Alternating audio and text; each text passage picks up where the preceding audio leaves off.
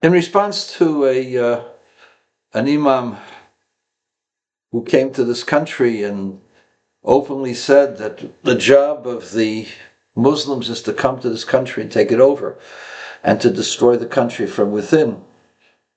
And they're looking at the mayoral candidate in New York and saying, see. So just because someone has success temporarily doesn't mean ultimately they will be successful. The Iranian government, if you want to call it that, dictatorship, mullacracy, the Iranian mullacracy had success initially, but ultimately they will collapse and they will be swept up with the ashes, of the ash heap, the dirt ash heap of history, to quote Ronald Reagan. But you accuse Jews of having a lying gene. So I ask you, in the Torah it says "Los shakru." It doesn't say anywhere you're allowed to lie in order to deceive your enemy. When Joshua entered the land of Israel, the Gibeonites claimed that they were from a far-off country and they were passing through, and they asked for protection. And they were accepted, and they swore to them. And because they swore to them, when they found out that there were people who lived actually in the country, in the land of Canaan, and was supposed to be targeted for attacks or to be removed. But because they had sworn to them, Joshua refused to harm them. So where's the lying here? The Jewish people Israel entered into peace treaties with Egypt. When it was under Jimmy Carter, and the Camp David Accord. Has Israel violated the Camp David Accord? Egypt has violated the terms of the Camp David Accord by mobilizing the Sinai. But Israel has never violated the Camp David Accords. The Oslo Accords were violated by Yasser Arafat almost immediately, started the Intifadas. The Intifadas caused thousands of deaths of Jews and Arabs, by the way. Israel never reneged on the Oslo Accords to their detriment, but the Palestinians did not keep their end of the bargain. Only until now has Israel honored every ceasefire and not retaliated. They saw that they're in an existential threat, an existential war on several fronts, and they saw they can no longer overlook things. And so even though there's a ceasefire with Hezbollah tries to violate the ceasefire, they go and attack them. They said that to begin with. So the question is, who is a liar? Someone who believes in taqiyya, as this imam. Taqiyya, by the way, for those who don't know, means deception. You deceive your enemy by claiming you're going to go into a peace treaty with them. And you lull your enemy to sleep until you're able to kill him. That's a principle of the Muslim faith. So you can't enter into any agreements with them, because even when you enter into an agreement, it's only temporary. It's only meant to deceive, which is exactly what's going on with Iran today. They asked for a ceasefire. The ceasefire is there, but they're violating the principles of the ceasefire by undermining it and trying to restart their nuclear program and their ballistic missile program, trying to get arms from China and Russia and Pakistan. So who has a lying gene? We know the answer. I want to tell you a story. I heard this from a chosid.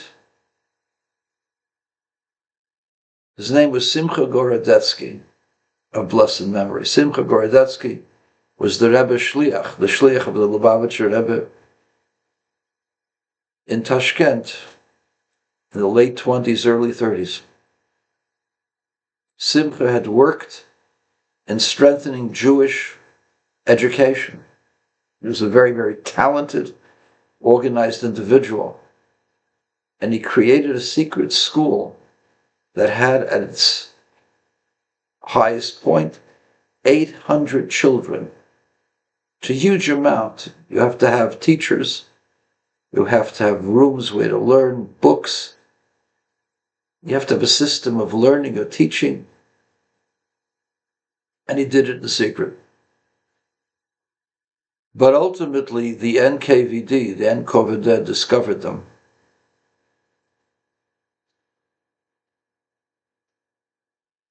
Ultimately, they all sat in prison. But for several years, they continued despite the harassment of the NKVD. In one of those episodes, they were discovered and they were all called into the police station the next day. Simcha Gorodetsky convenes a meeting with all the teachers and all the staff members of the secret yeshiva, the secret Jewish school with 800 children. And Simcha tells them there is only one way we can defend ourselves. According to the Russian Constitution, teaching of religion is permitted as long as there's no school, organized school.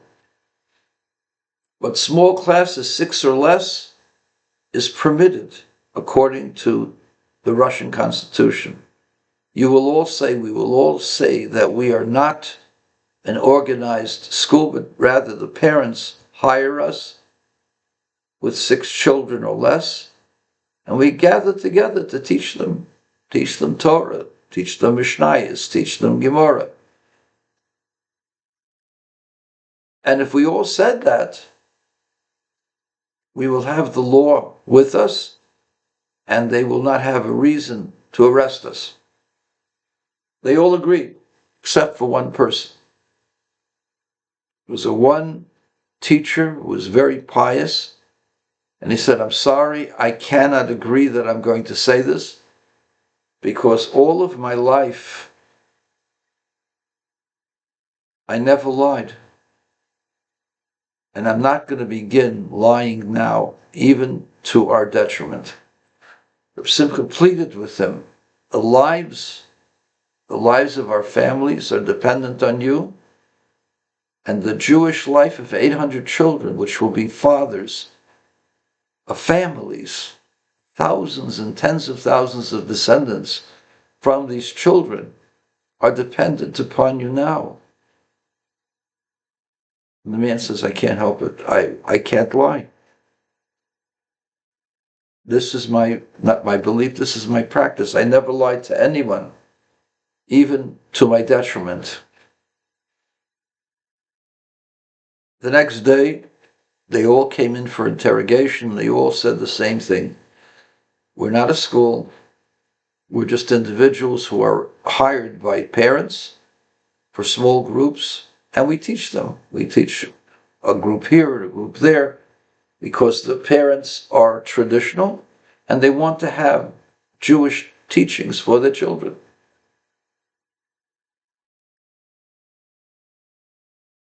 One after another went in, said the same thing. The man who was never going to lie came in, and the guy says, you're going to say the same thing that the other 32 said, so just get lost. And the man didn't have to lie, and the Jewish children in Tashkent, the 800 children, continued learning for years. But you see just how powerful, how embedded it is that we tell the truth. And of course you're allowed to tell a lie to save an institution and prevent the destruction of the Jewish people. But still, it says you shall not lie. And for some people, it's impossible to say a lie. So don't tell us about our genes. Our genes are really very good genes. Unfortunately, to our detriment, when we have a treaty, we keep it. When we have an agreement, we keep it. Well, I can't say the same for the mullah or for the Ayatollah, for any of those clerics. And I have a message for you. Islam will never take over the world because it's based on lies. And it will break apart within its own people in the Western world.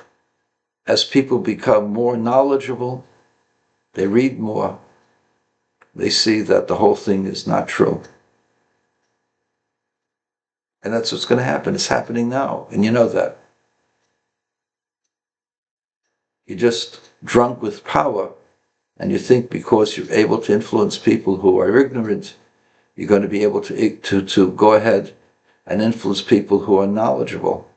Yes, there are college students that still believe in your lies, but as time goes on, it'll become more and more apparent, and there'll be a breakdown. There already is a breakdown, and it's talked about by the imams in this country. You will not take over the West because Islam will break down ultimately within its own way, just as the Soviet system collapsed. Eventually, Islam will collapse.